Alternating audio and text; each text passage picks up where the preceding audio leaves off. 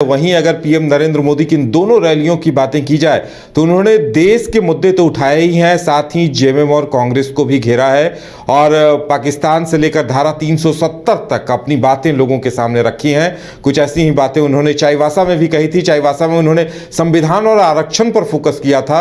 वहीं दूसरे दिन जब पलामू में वो रैली को संबोधित कर रहे थे तो पाकिस्तान की चर्चा उठाई, धारा 370 की चर्चा की और जब गुमला में वो चुनावी रैली को संबोधित कर रहे थे तो उन्होंने जेएमएम और कांग्रेस पर सीधे सीधे हमला बोला और काली कमाई की तरफ भी इशारा किया। राकेश जी, जिस तरह से उन्होंने अलग अलग मुद्दे चुनकर इन तीनों रैलियों में लोगों के सामने रखे हैं, लगता है इसका असर भी आने वाले दिनों में दिखेगा।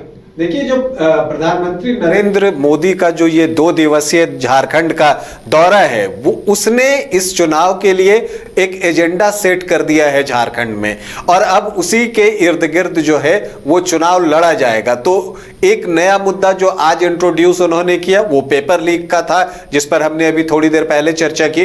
अब इसके बाद जो है उन्होंने वो भ्रष्टाचार पर जो है वो सिंहभूम की सभा से ही बोल रहे हैं और वो कहते हैं कि हम लूटने वालों को छोड़ने वाले नहीं हैं। और देखिए, अगर कोई घर में भी चोरी करता है तो आप चाहते हैं ना कि उसको सजा मिले, वो ये बातें कहने की कोशिश करते हैं। और लोहरदगा में है, लोहरदगा कंस्टिट्यूएंसी में है प्रधानमंत्री, और वहां पर जब वो ये बात कहते हैं कि एक कांग्रेस के सांसद के घर से 300 करोड़ रुपए मिलते हैं और जो नोट गिनने की मशीनें मंगाई जाती हैं नोट गिनने के लिए, तो वो हाँफने लगती है और फिर जनता से वो कम्युनिकेट करते हैं, संवाद करते हैं और फिर पूछते हैं कि आखिर ये पैसा किसका है, ये पैसा तो आप ही का है ना।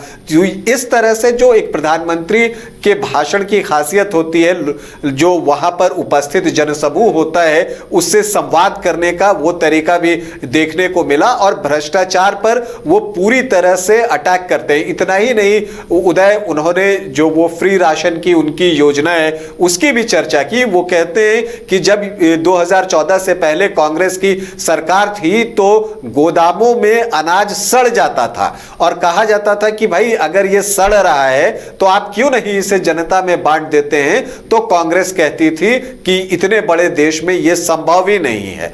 लेकिन उन्होंने कहा कि देखिए, हमने ये काम किया आपकी वोट की ताकत से। जब मैं सरकार में आया तो मैंने ये काम किया और मैंने जो गोदामों के ताले थे उसे खोल दिए और उससे राशन निकलकर अब आपके घरों तक पहुंच रहा है। तो जो वो फ्री राशन जो वो बांट रहे हैं गरीबों में, उस बात की चर्चा करना भी वो नहीं भूलते हैं। इसके अलावा जो है वो पीएम जनमन योजना की बात करते हैं, जिसमें कि अति पिछड़े आदिवासियों के लिए भी घर, बिजली जैसी बातें हैं। और यहां पर वो ये कहना नहीं भूलते कि जो इस योजना की प्रेरणा उन्हें मिली है वो जो भारत की राष्ट्रपति हैं द्रौपदी मुर्मू, उनसे मिली है। और साथ ही साथ फिर वो ये कहना भी नहीं भूलते हैं कि जब आदिवासी राष्ट्रपति बनाने की बात हुई तो इंडी गठबंधन के लोगों ने उसका विरोध किया। तो उन्हें यह पता है कि वो लोहरदगा कंस्टिट्यूएंसी में है और वहां साथ साथ वो खूंटी को भी एड्रेस कर रहे हैं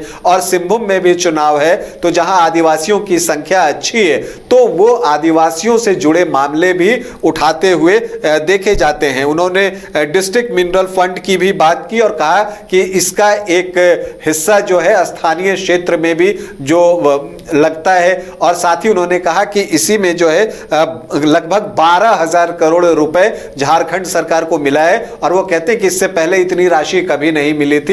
लेकिन फिर इसे वो भ्रष्टाचार से जोड़ देते हैं और कहते हैं कि अगर बाल्टी में छेद हो तो आप कितना भी पानी उसमें डालें वो बाल्टी भरती नहीं है, उसमें जो एक पाइप लगा है वो सीधे उनके घरों को चला जाता है। तो इस तरह से वो भ्रष्टाचार को लेकर जो है जो इंडिया गठबंधन की पार्टियां हैं उसको घेरते हुए नजर आते हैं, साथ ही अपनी योजनाओं का बखान करते हुए दिखते हैं।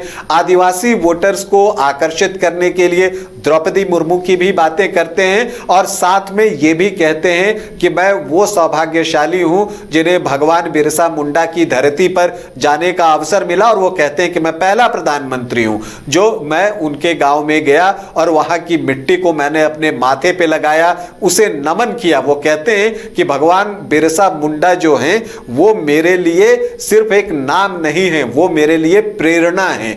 तो इस तरह से वो एक आदिवासी कनेक्ट भी ढूंढने का प्रयास करते हैं। तो ये जो 3 सभाएं उन्होंने की हैं, चाईबासा में की, डाल्टनगंज में की और फिर सिसई में की, उसके जरिए प्रधानमंत्री नरेंद्र मोदी ने एक एजेंडा झारखंड में लोकसभा चुनाव के लिए सेट कर दिया है। हाँ, एक बात और कहना चाहूंगा, आज उन्होंने संथाल की भी बात उठा दी यहीं सिसई से, और वहां पर घुसपैठियों की बात वो कर रहे हैं और कह रहे हैं कि देखिए घुसपैठियों को आश्रय दिया जा रहा है और आदिवासियों की जमीन लूटी जा रही है, और इसमें वो संथाल का जिक्र करते हैं। तो कुल मिलाकर अगर आप देखें तो एक मोमेंटम जो है बीजेपी के लिए प्रधानमंत्री ने बना दिया है। अब जो यहां के स्थानीय प्रत्याशी हैं जो अलग अलग क्षेत्रों में और जो राज्य बीजेपी के लोग हैं, अब इसे वो लेकर आगे किस तरह से चलते हैं ये देखना दिलचस्प होगा, और ये देखना उससे ज्यादा दिलचस्प होगा कि जो इंडिया गठबंधन है वो इसे काउंटर किस तरह से करता है। कमाल करते हो जी, बच्चे घूमने की इतनी जिद कर रहे हैं और तुम हो कि तुम्हें फुर्सत ही नहीं मिल रही। अब इतनी गर्मी में जाए तो जाए कहाँ? इस गर्मी में मस्ती और फन का आ गया है परफेक्ट डेस्टिनेशन, वाइल्ड वादी, जहाँ है water park, bird park, flower park, trampoline park, amusement park, 250 feet लंबा, जिप लाइन और क्रिकेट स्टिमुलेशन का खूबसूरत नजारा। वाइल्ड वादी, 10 माइल चौक, रांची। वाइल्ड वादी यानी अनलिमिटेड फन और अनलिमिटेड मस्ती। 26 वर्षों में 17,000 से अधिक डॉक्टर बना चुका बिहार एवं झारखंड के छात्रों एवं अभिभावकों के बीच सर्वाधिक विश्वसनीय एवं लोकप्रिय संस्थान गोल, नेशंस लीडिंग इंस्टीट्यूट।